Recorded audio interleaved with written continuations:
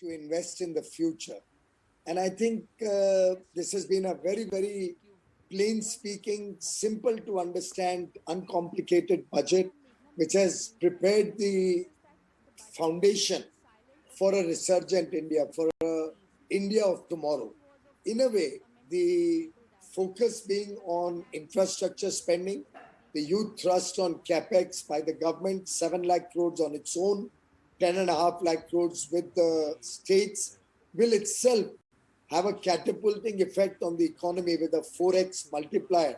You can imagine the kind of demand that this will generate, the jobs and working opportunities that this will give, the way the MSMEs and all different sectors of industry and services will stand to gain. And on the back of this, I suspect that the private investments also will now start seeing the light of day in a big way. Yes, we've been waiting for that big revival in capex by the private sector. Now you have a government which is going to be increasing the capex by 35%, especially for infrastructure development.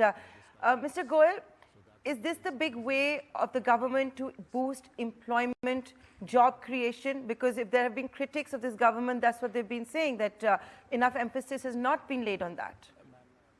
Well, I think this is the best way to generate new work opportunities.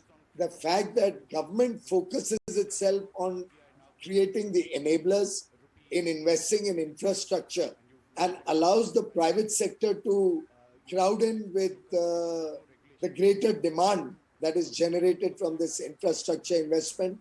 Private sector comes in with all the steel, cement, all the other facilities that are required, investments in electronics, investments in electrical goods, in machinery, in capital goods. So in a way, the government truly is playing the role of a facilitator of growth and engaging both the private and public investment, which is what she spoke about, the 5 pillars of Amrit Kal. One of the pillars that Honorable Finance Minister spoke about was the virtuous cycle of private investment and public capital investment, together expediting India's development. तो मैं समझता हूँ एक प्रकार से आधुनिक भारत की और भविष्य की आधारशिला इस बजट ने रखी। Mr. Goel, this budget is also coming against the backdrop of global uncertainty. We don't know how fast and how quickly, for example, central banks around the world will be increasing interest rates, beginning with the United States. Back home as well, inflation has become an area of concern. I hope you will appreciate I'm playing devil's advocate here. Has enough been done to boost consumption, to manage inflation? Because अगर हम आजकल की महंगाई देखेंगे, wallet पे तो pressure है. आज महंगाई पूरे विश्व में देखने को मिलती है। यूनाइटेड स्टेट्स ऑफ अमेरिका की आज की महंगाई शायद कहते हैं 40-50 साल में सबसे अधिक है। ये दुनिया भर में कमोडिटी प्राइसेस और फूड प्रोडक्ट्स पे महंगाई का एक बड़ी संकट देखने को मिल रहा है। लेकिन अगर आप भारत की स्थिति देखें तो माननीय प्रधानमंत्री जी लगातार इस विषय को संभाले हुए हैं।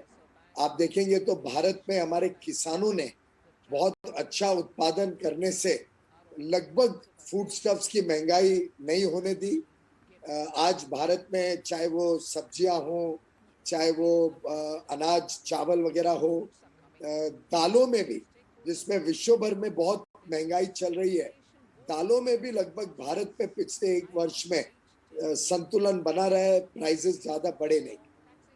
एक पूरे देश की जो ताकत लगी है हमारे किसानी क्षेत्र में खास तौर पे, उसने भारत को एक प्रकार से विश्व का फूड बास्केट बना दिया। आज हम भारत से लगभग 3-3.5 लाख करोड़ रुपए का फूड प्रोडक्शन और मरीन प्रोडक्शन एक्सपोर्ट करने जा रहे हैं। Will be amongst the top 10 exporters of agri and animal husbandry products. So I think we have been able to reasonably keep a control on inflation in the country, but there can be no doubt that this is an international global problem that all countries in the world are facing. Then, Mr. Goel, in that sense, would you say this was a missed opportunity to maybe rein in inflation, maybe, duty cuts on palm oil, crude oil? This was, for example, a suggestion by industry bodies, and, you even had the Hindustan Unilever chairman talking about it. Incidentally, in the last 5 or 6 months, we have continuously been reducing the import duties on various oils. So I'm sure the Hindustan Lever chairman also is aware of it. We have continuously been reducing the duties on palm oil, on crude palm oil, on refined palm oil. However, the overall production in Indonesia, Malaysia, which are our main suppliers, have also been lower.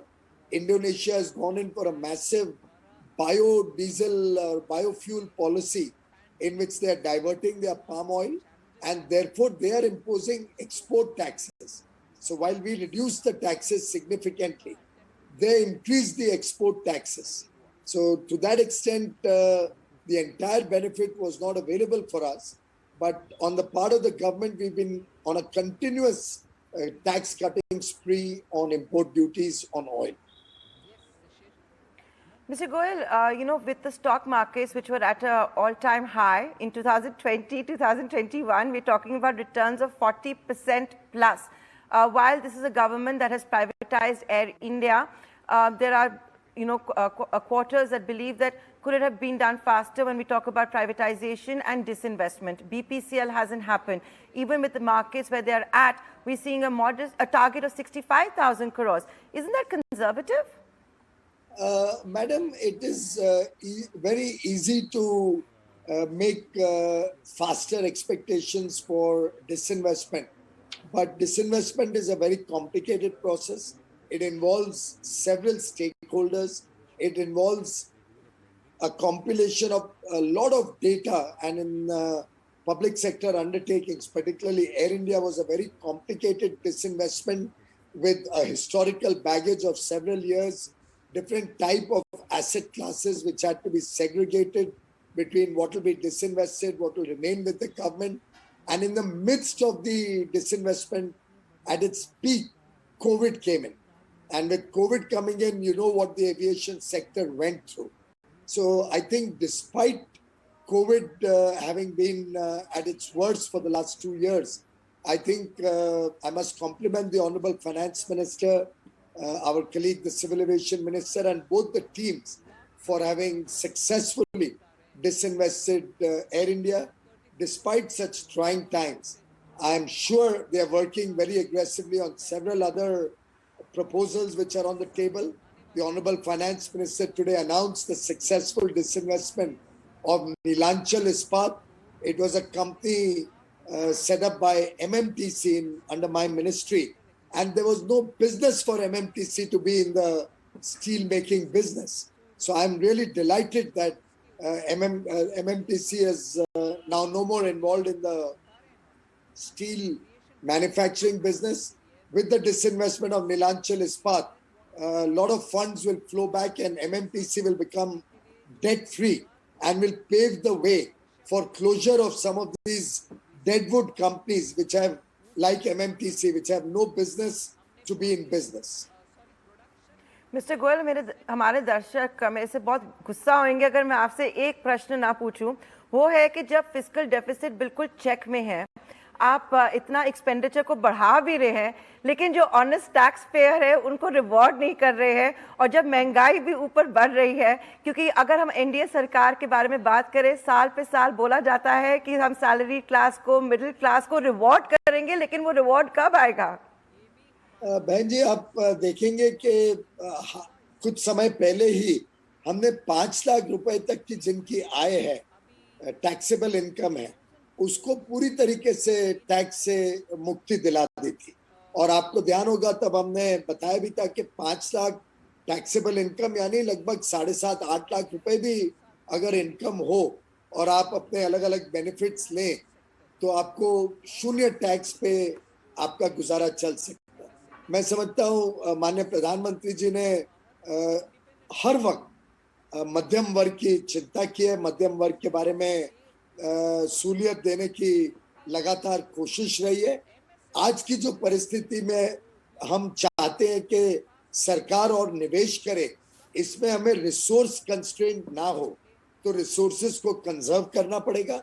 और साथ ही साथ हमने कोशिश ये करनी है कि लोगों की आमदनी बढ़े, लोगों के लिए नए रोजगार के, नए काम के अवसर मिले।